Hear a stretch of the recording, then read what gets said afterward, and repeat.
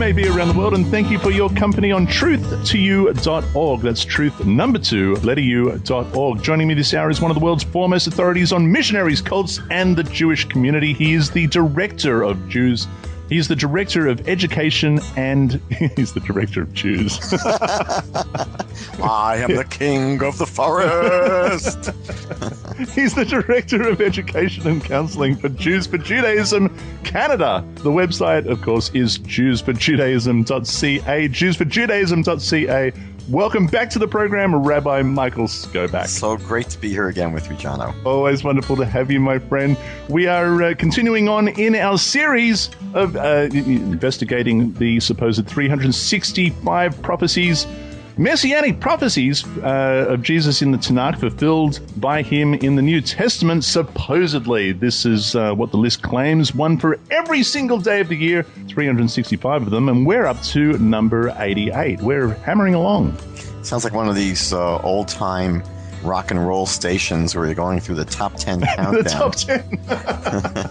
It is a countdown, I suppose it is. And so it is. We're ascending in order, and we're up to 88. Now, of course, last week we did Psalm 22, which is certainly on the short list. If one was to have a short list, that is going to be on it. So if you missed that program, dear friends, go back and find it. You'll see it on the website, truth2u.org. But here we are, starting in a very, very well-known psalm, Rabbi. We're in Psalm 23, and in number 88, it says, Psalm 23, verse 1. Now remember, listeners, these are supposedly Messianic prophecies in the Tanakh fulfilled by Jesus in the New Testament.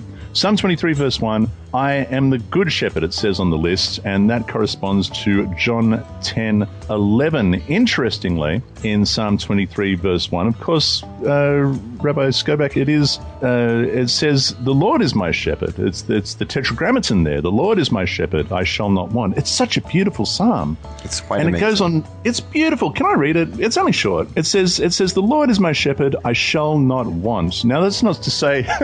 It reminds me of a story my mother used to say, in Sunday school at church. She could never understand why they would get her to say, the Lord is my shepherd that I shall not want. I do want him. Why don't I want him? And never made sense. But of course, what it's saying is I shall not be in need, right? I will lack nothing. Exactly. I guess is what it says. He makes me to lie down in green pastures. He leads me beside still waters. He restores my soul. He leads me in the path of righteousness for his name's sake, his name. Yea, though I walk through the valley of the shadow of death, I will fear no evil, for you are with me. Your rod and your staff, they comfort me. You prepare a table before me in the presence of my enemies. You anoint my head with oil. My cup runs over. Surely goodness and mercy shall follow me all the days of my life, and I will dwell in the house of the Lord forever. It is just a beautiful psalm. And that apparently, Michael, corresponds to John chapter 10, verse 11, where you have Jesus saying, I am the good shepherd. The good shepherd gives his life for the sheep. But I'm a little bit confused because nowhere in Psalm chapter 23 does it say, the Lord is my shepherd, he gives his life for me. There's nothing there about that. Yeah, and as you said, just the simple reading of this chapter, the shepherd here is God, is the Almighty, is the creator of the universe, and not one of his created beings. So again, the presupposition here of the Christian interpretation is that Jesus is God, and that any verse in the Tanakh that speaks about God would equally be speaking about Jesus. Again, that's their presupposition, it's their assertion. The problem they have here is that they're trying to prove this from the Bible. And again, this verse would certainly not prove something that they're simply asserting. This chapter of Psalms probably is one of the most well-known in the entire book of Psalms.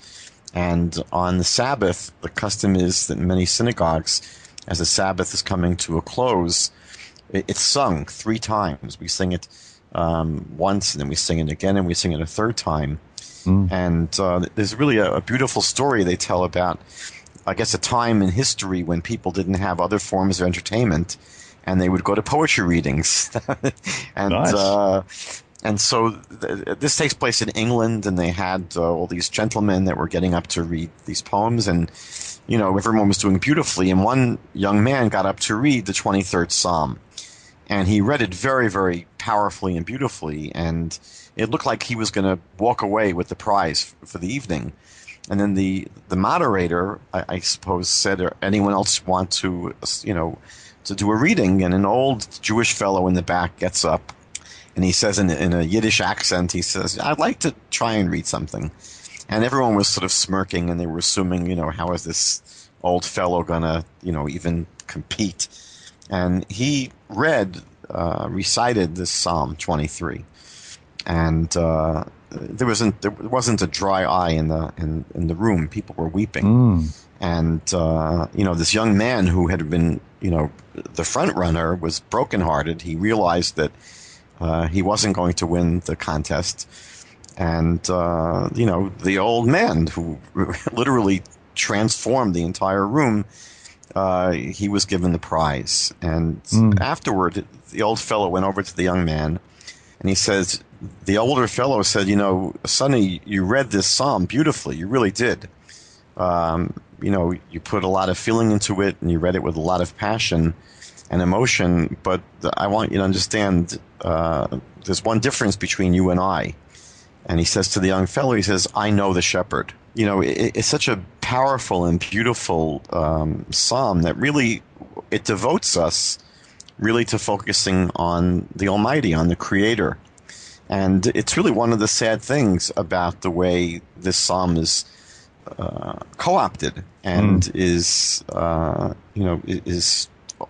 of a sudden transformed into something that's speaking about someone other than the Creator. And again, people have a right to their beliefs and their interpretations, but I think what someone doesn't have a right to do is to just simply insist that, know that this is really speaking about, a human being who walked the planet Earth, when it's very clear that the shepherd here is the Almighty.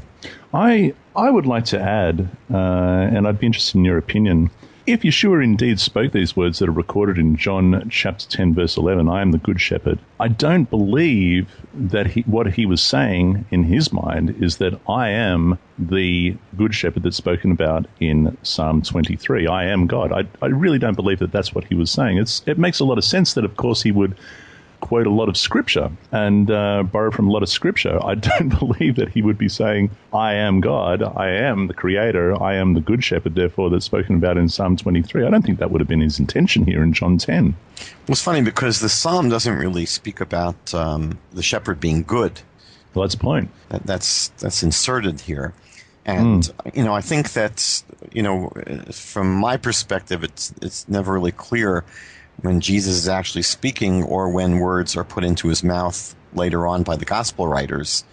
But I think I would agree with you that I think that, based upon so many things that even Yeshua himself says, it's very, very difficult to make a clear case for the idea that he thought he was God. I think that it's pretty clear that he didn't claim to be God. And it's also pretty clear that none of his followers understood him to be saying that, because we never see one instance where any of the apostles or his followers pray to him or worship him or treat him as God. So it's very unlikely that he would have meant that if he said, I am a good shepherd, meaning that any leader tries to be the shepherd of their flock. And so, although it's not a very humble thing to say. And yet it's not an uncommon allegory, if you like, because we do see in the Tanakh a number of times the poetic picture painted about the good shepherd and the bad shepherd. And, for example, in Zechariah, we read, we'll be getting there, I'm sure. So it's interesting, and it reminds me when you emphasized when you highlighted that word "good." Of course, he was approached once and referred to as good, and Yeshua said to him, "Why do you call me good? There is none good but God." Excellent point. That's right. There it is. Moving on, Psalm 24, verse 3, and this is, of course, number 89. Psalm 24, verse 3, this is apparently on the list, 89, his exaltation predicted. Now, before I go further, if something is predicted, does it deserve to be given the title of prophecy? Is a prediction and a prophecy the same thing? Well, it's a misnomer about what prophecy is. I mean, people often assume that that's exactly what prophecy is. They assume prophecy means you're making a prediction. The more accurate meaning of the word prophecy is that you're speaking on behalf of the Almighty. That's what a prophet is. You know, in the beginning of the book of Exodus, God says to Moses, who was, very reluctant to assume the job, one of the complaints Moses had was that I don't speak well. I'm kaved lashon, kaved peh. Mm-hmm. And God says to Moses, don't worry, Aaron, your brother, shall be your prophet.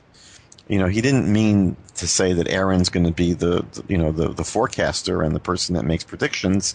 It meant that Aaron, your brother, will be your spokesperson. He'll speak. Your spokesperson. So yeah. I think that's really what prophecy is. And most prophecy was not really predicting the future. Actually, most prophecy was describing the present, because the prophets came to reprove the Jewish people and to describe their present condition. I think one of the reasons that people assume that prophecy is prediction is because very frequently the prophets would castigate the Jewish people and say, and if you don't get your act together, you're going to get it.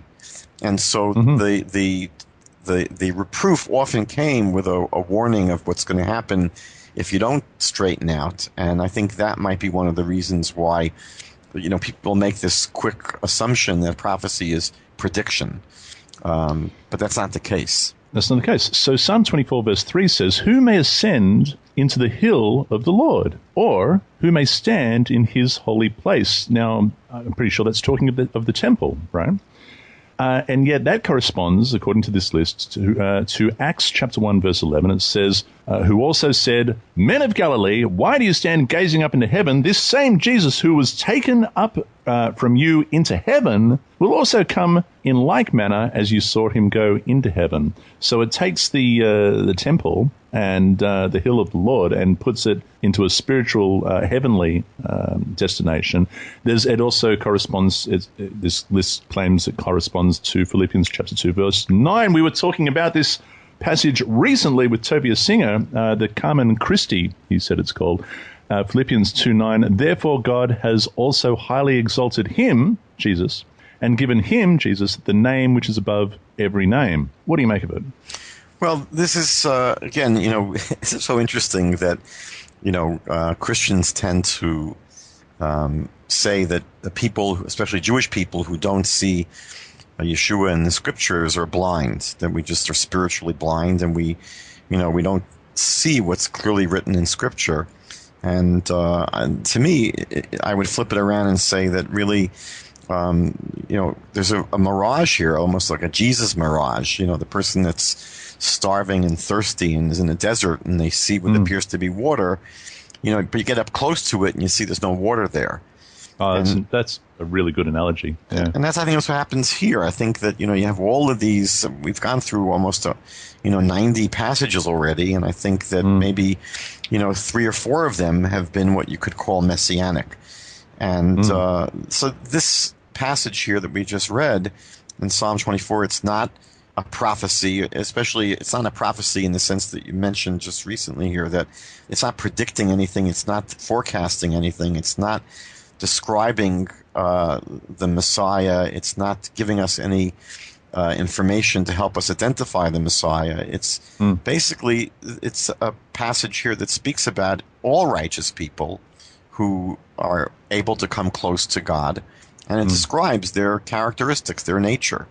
It does. Yeah, so I think that there's much done here about nothing.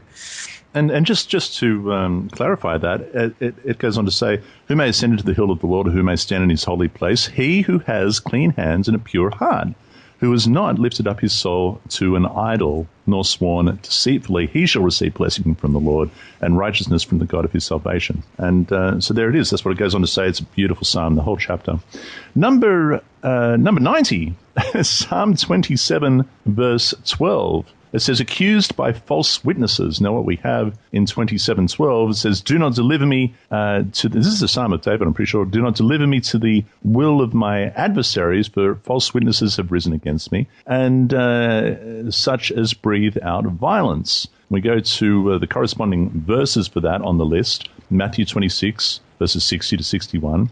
But at least two false witnesses came forward and said, this fellow said, I am able to destroy the temple of God and to build it in 3 days. That's an interesting thing, because if I recall correctly, Jesus did actually say that. I think, and yet these people are referred to as false witnesses.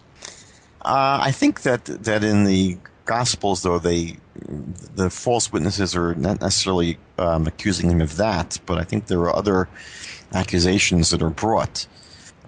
This may have been one of the accusations.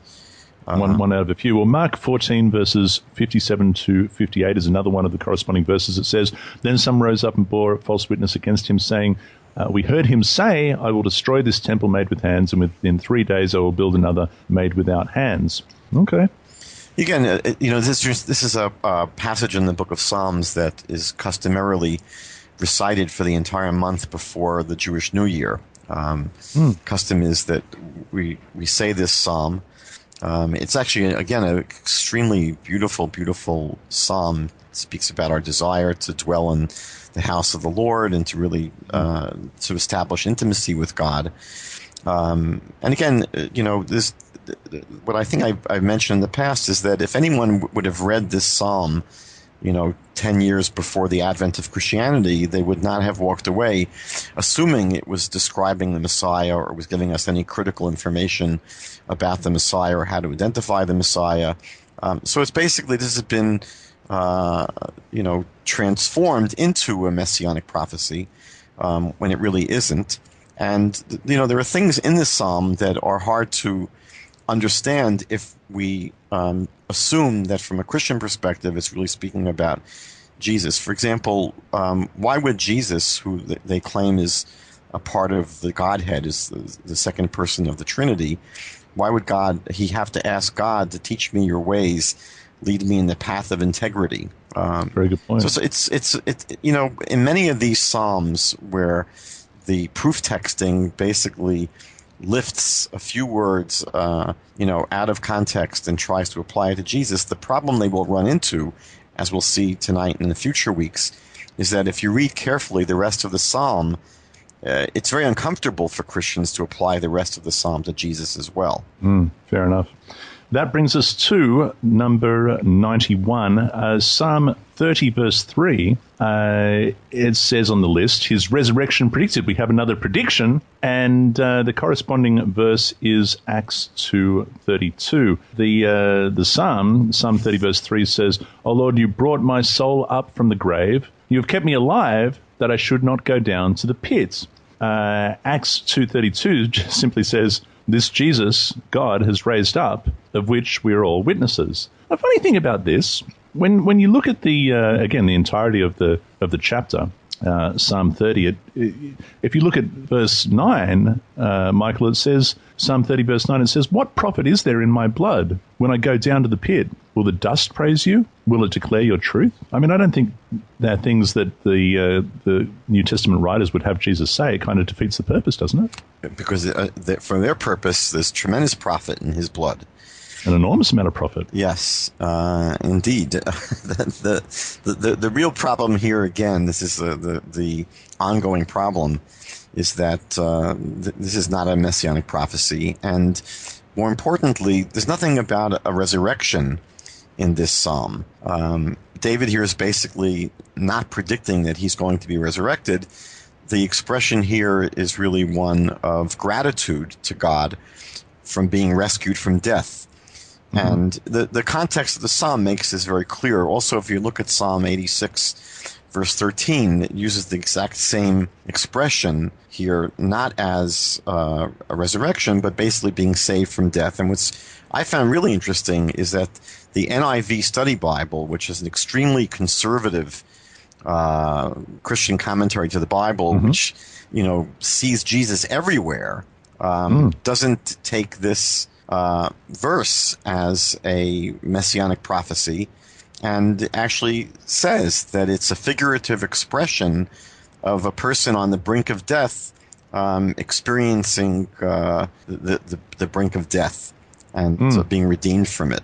So even here, a very, very staunchly conservative Christian commentary to the Bible mentions nothing in this verse about resurrection or about it being messianic. They don't make the connection. Now, it's interesting you should say that because I, of course, am using the New King James version, Nelson's New King James Study Bible, which is highly Christological. And I have noticed that throughout this list, and I haven't mentioned this, but throughout this list, there are a whole lot of claims on the list which has absolutely no, this particular translation, the New King James, makes no connection in the cross-references, in the study notes, anything like that. So really, I don't know that. In fact, I think we can safely say that most certainly New Testament scholars would not take this list as a go-to list for their apologetic endeavors.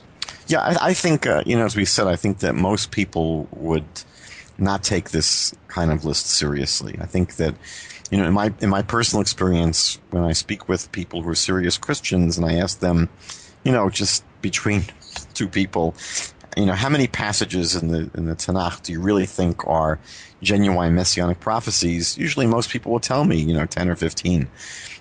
So it goes quickly down from 365 to, a handful.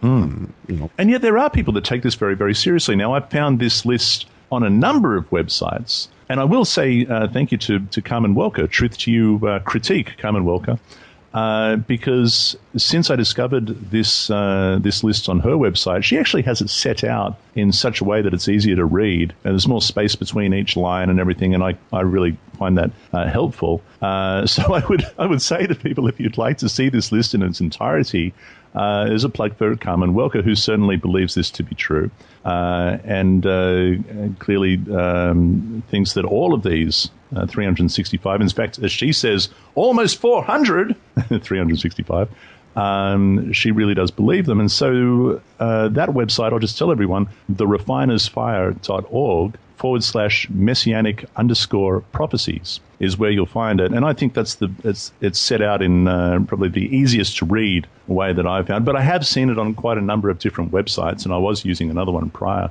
to Carmen coming on the scene and critiquing Truth to You, which is fine. And I think the appeal really is that if you're going to say, over 300, why not 365? There's 365 days in a year, and that gives it a sort of a special, mysterious, superstitious sort of number to it, as if there's some sort of purpose to that, as I often say, one for every day of the year. Nevertheless, we move on. And the next, let's see, 1, 2, 3, 4 are, they're all in Psalm 31. Yes. Number 92, Psalm 31, verse 5, it says, actually, you know what? Maybe I should read Psalm 31. What do you think? Go for it. I think I will. In you, O Lord, I put my trust. Let me never be ashamed. Deliver me in your righteousness. Bow down your ear to me. Deliver me speedily. Be my rock, my refuge, a fortress of defense to save me. For you are my rock and my fortress. Therefore, for your name's sake, lead me and guide me. Pull me out of the net which they have secretly laid for me. For you are my strength. Into your hands I commit my spirit. You have redeemed me, O Lord God of truth. I have hated. We spoke about that recently, and Jason and I did a program on the Psalms of hate. I have hated those who regard useless idols, but I trust in the Lord. I will be glad and rejoice in your mercy, for you have considered my trouble. You have known my soul in adversities and have not shut me up into the hand of my enemy. You have set my feet on a wide place.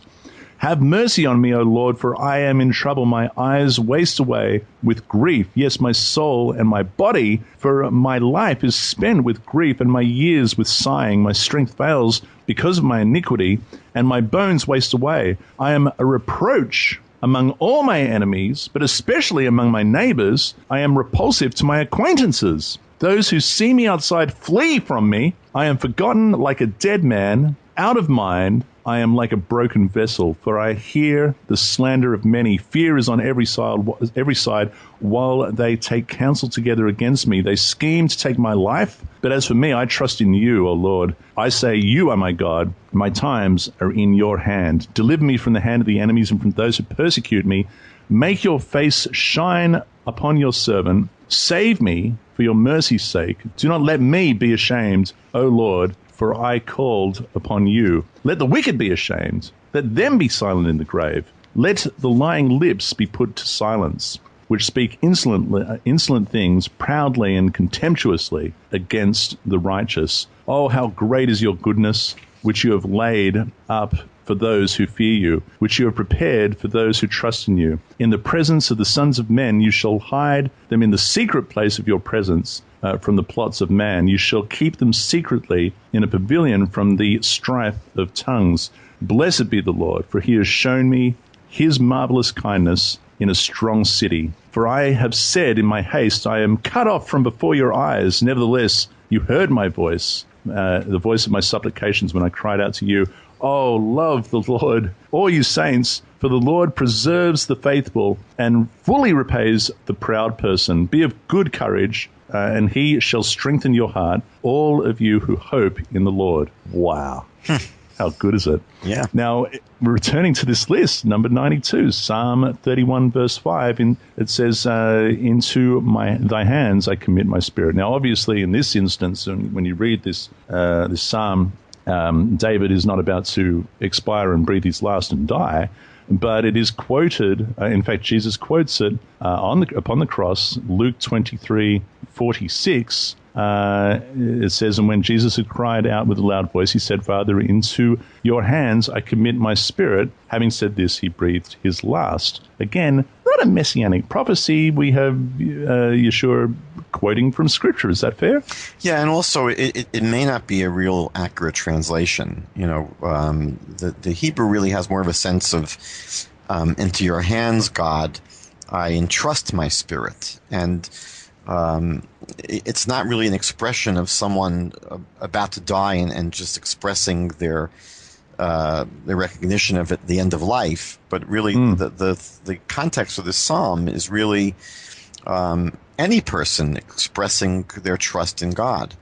And when you think about it, you know, if it really were a messianic prophecy, what's the point? Meaning, is the point here that God is telling us that one of the ways we'll be able to recognize who the Messiah is that he's going to just say these words? So it's sort of it really leads us to question, you know, what does it mean when we put on this list a passage from the Scriptures and we say it's a messianic prophecy? It seems that what the point is that God, in his great love for us, provided us with pieces of evidence and clues to be able to identify the Messiah. You know, almost like, you know, you have a wanted poster up of someone and you want to be able to identify the criminal. So God is giving us in the Bible ways of being very clear we know who the Messiah is.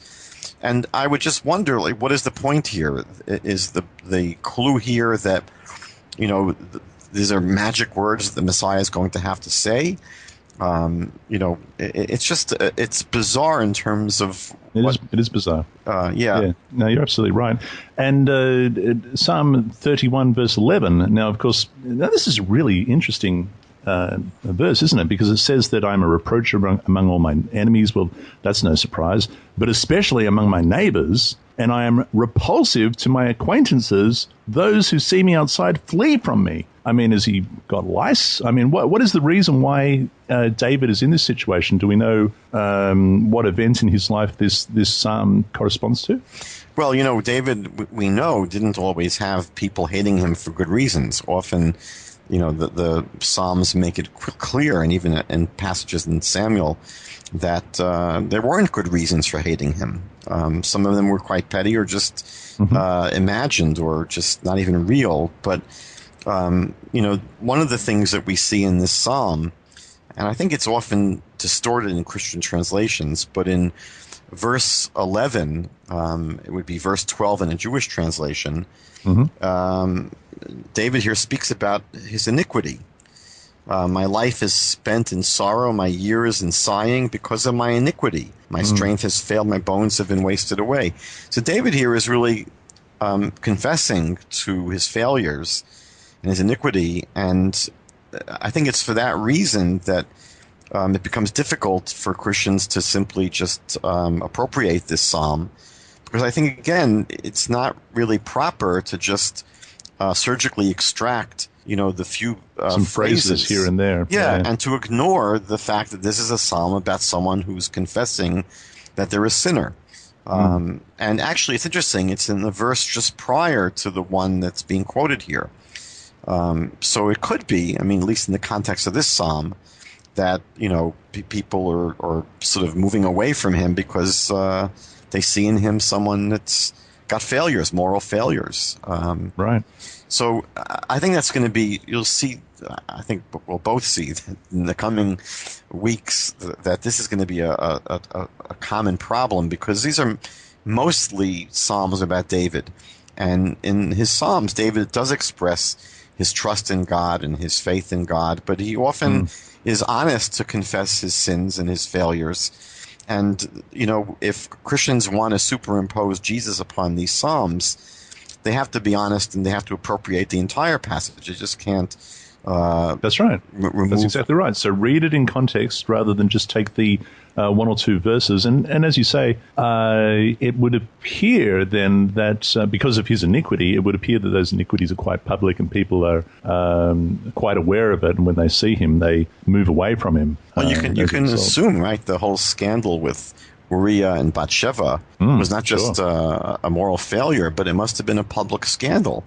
And he must have suffered not just from, his relationship with God, but you can imagine, people that would want to mock someone, would hold this up to David and definitely not let him live it down so quickly. Absolutely, yeah. And so the corresponding verse for that one is Mark 14:50. It simply says, "Then they all forsook him and fled." So because Jesus had that it's recorded that he had a similar experience, that people fled away from him, therefore this list would claim that is a Messianic prophecy. Moving on to where are we? We're on number 94? 94. 31:13, they took counsel to put him to death. Wow. That, it says, for I hear the slander of many, fear is on every side. While they take counsel together against me, they scheme to take away my life. Corresponding verse in this list, John 11:53. Then from that day on, they plotted to put him to death. It's interesting. I have, from years ago, when I was living in the United States, I bought a New American Standard Open Bible, which actually is a really, really wonderful study Bible. And one of the things that they have is they put a black star next to each Messianic prophecy in the Hebrew Scriptures. And really? They're very liberal with these black stars. They're all over the place. But I checked here, and I found it interesting that in my New American Standard Bible, Open Bible, Study Bible, they didn't have a star on this verse in Psalms.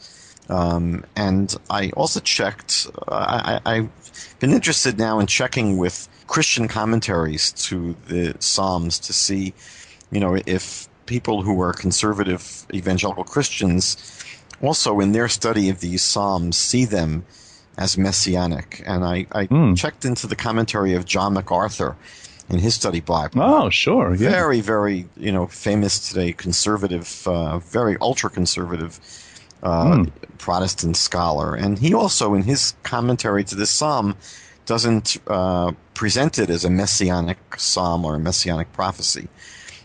So I think that I'm trying to make a point that it's not simply, the perspective of someone who might be cynical or skeptical or just a non-Christian believer who would look at these psalms and say they're not really messianic prophecies. I think that, if you go through, Christian scholars themselves, even conservative evangelicals, they're also, ready to admit that, look, in context, and especially if you were to read these psalms before the advent of Christianity, these would not have been seen as messianic prophecies. Now, that reminds me, by the way, you might recall near the beginning of this of this series, remember I said to you that I was sent a message in my Facebook account. That someone sent a message saying that if I registered with such and such a website, they would send me this Messianic Bible with all the 300 plus prophecies of Jesus fulfilled, highlighted and connected and all of that sort of stuff. And I thought, well, that's wonderful. They'll send it. All I have to do is register it and they'll send it free of charge. I thought that's too good to be true. You were highly doubtful that I would ever receive it. And you were quite right. Now, I still have had many emails, each of which ask for money, but I have seen no Bible. But what you're saying is that... Have faith, Jono. I'll persevere.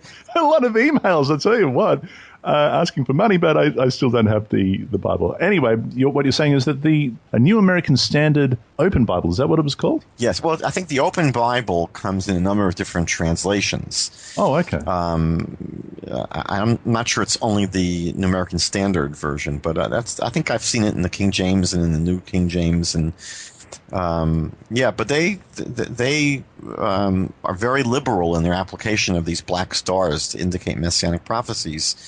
So it's interesting when they don't apply the black star. They thought it was just a little bit too much of a stretch, and they weren't willing to go there. Number 95, also in Psalm 31. This is Psalm 31, 14 and 15, and it says, "But as for me, I trust in you, O Lord. I say, you are my God. My times are in your hand. Deliver me from the hand of my enemies and from those who persecute me." It says on this list that it was fulfilled because he trusted in God. Let him deliver him. Oh, I see. This is what it says in Matthew 27, verse 43. It says, the corresponding verse, he trusted in God. Let him deliver him now if he will have him. For he said, I am the Son of God. So this is the people standing before the cross, waiting to see if God will actually deliver him from the crucifixion. Yeah, this is allegedly said by the chief priests and the scribes and the elders. I think even the two robbers that are on either side of him, they're all saying this. You know, that if he really trusted in God, let God deliver him.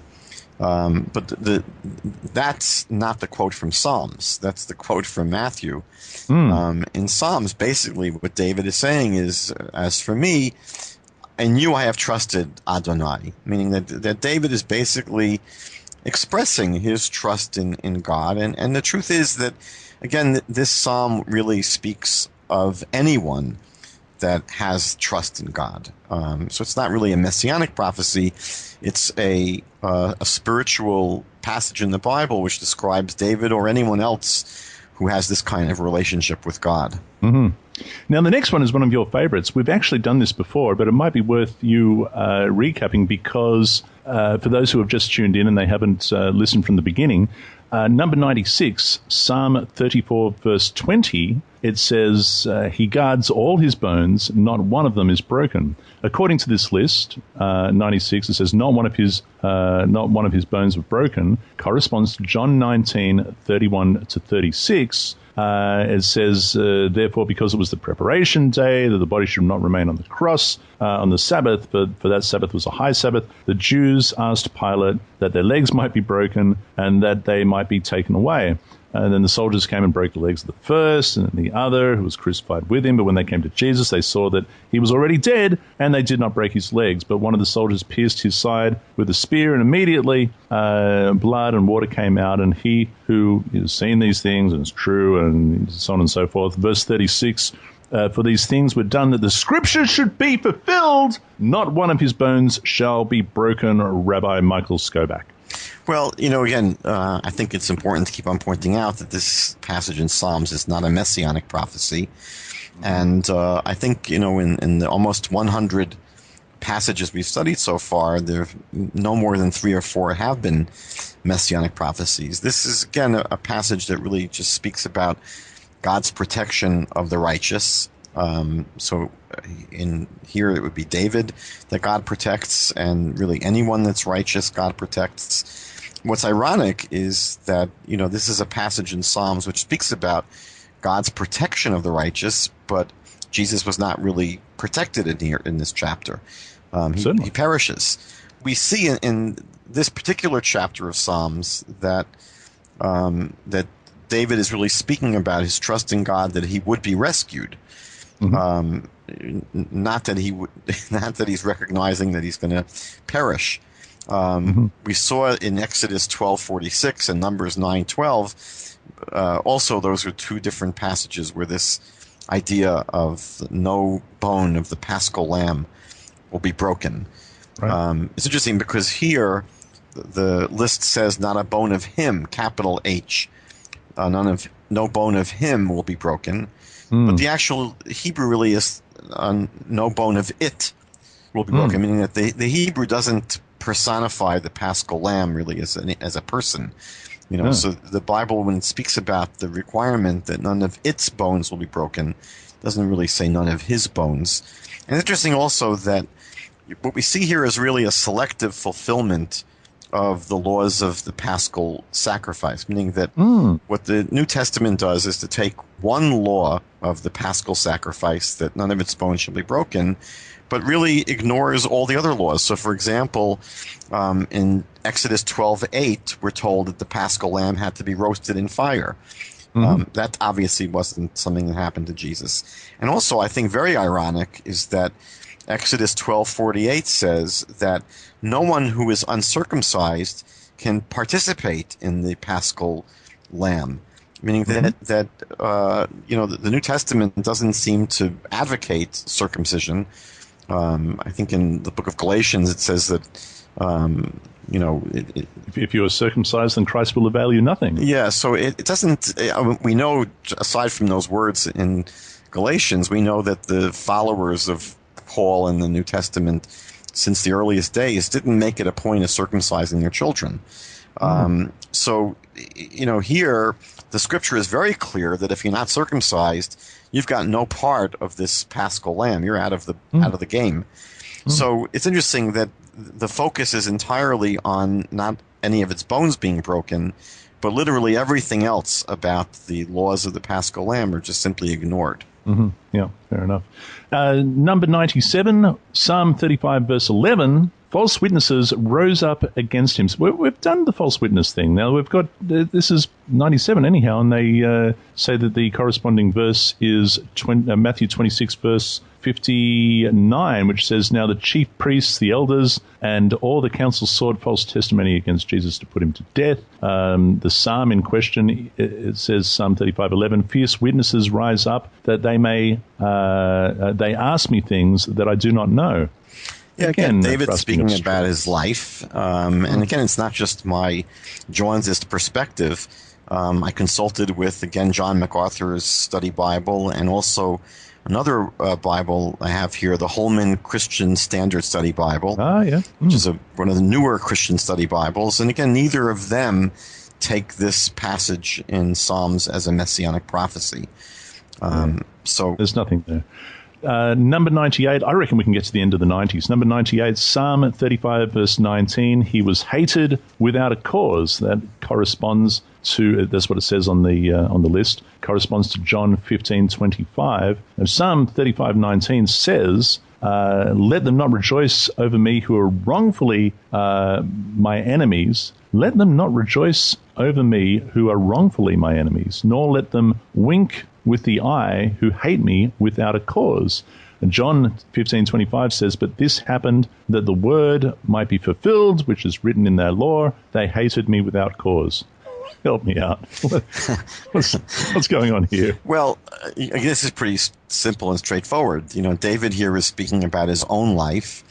If you go back to the book of 1 Samuel chapter 26, and he's describing how Saul pursued him, he says, "But I was innocent," meaning that even though I didn't do anything wrong against Shaul, there was no cause to hate me. I was hated and I was pursued. So again, this is not a messianic prophecy. And the truth is that when you just think about it, it wouldn't really be useful as a messianic prophecy anyway, because if the Bible were to tell us that one of the ways you'll recognize the Messiah is that he'll be hated without cause, and he'll be hated even though he's innocent.